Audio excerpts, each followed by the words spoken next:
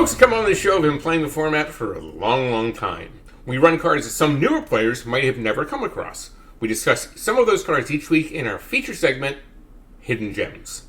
Now, your hidden gems are sometimes the most hidden.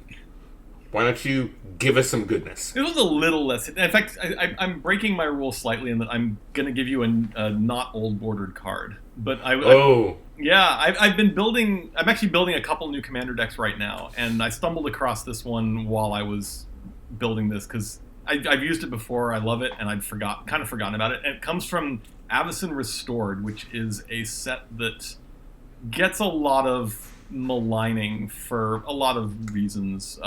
So it's been kind of forgotten. Mm-hmm. But my card is Dark Imposter.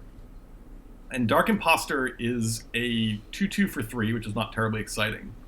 Mm-hmm. But it has two very, very relevant abilities on it. The first one is you get a 6 and exile a creature and put a +1/+1 counter on it. Yep. Exiling is incredibly powerful in Commander. You have to deal with recursive threats all the time. It's expensive, but it's Commander. You'll probably have them on at some point. And then the second one is and this doesn't come up very often, but when it does, it's always hilarious. Dark Imposter has all activated abilities of all creature cards exiled with it. Right. Which means you occasionally get to build the weirdest Voltron ever. Right. It's sort of, I don't want to say trinket text, it's sort of a nice bonus. Like you're playing this card because it is repeatable exile removal. Yeah, and absolutely. That's incredibly powerful in Commander.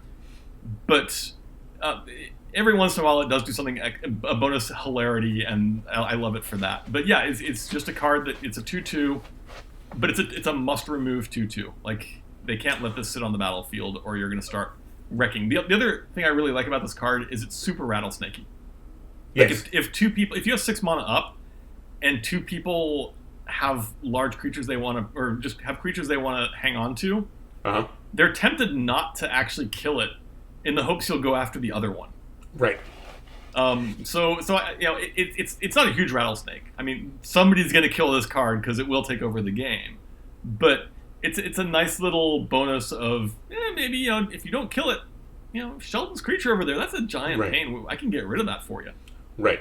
So I think people underestimate this card when they see it on the battlefield. Like you play it and they're like, oh, that costs 6 mana to activate, no big deal, right? You can't do that too much. But then they see it in action, they're like, man, Toby is wrecking me with that card.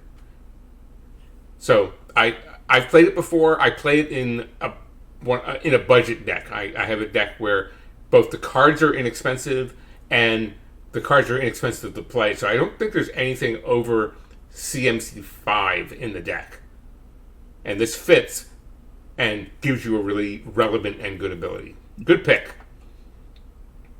Now I'm going to go to a old bordered card, and I'm going to go all the way back into the Mirrodin block with Shriveling Rot.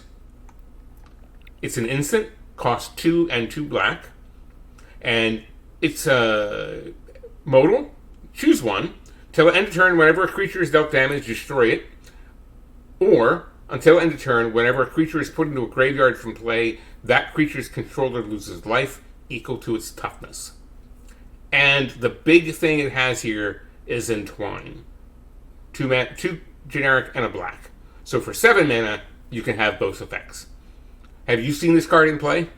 I have not. Although I'm immediately like, Pestilence. Right. Pestilence will wipe somebody's board. Or wipe everybody's board. Wipe everybody's board.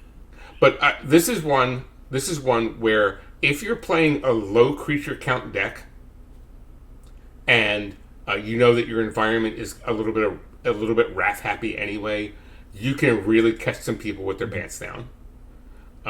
Because it's gonna murder people. Loses life equal to its toughness. I'm actually wondering about some sort of go wide black red goblins deck, where they just blocked your horde of random 1/1s, and suddenly you're like, and now I'm wrathing and you're losing a ton of life. Right, right. Yeah, I'll lose my 8. You lose your 80. Well, you don't lose the 8. They blocked, so they lost. All those creatures are dead. Oh, they're dead already. Right. Yeah, I think it's It's a crazy card. It's occasionally been a blank because like my board has been too good.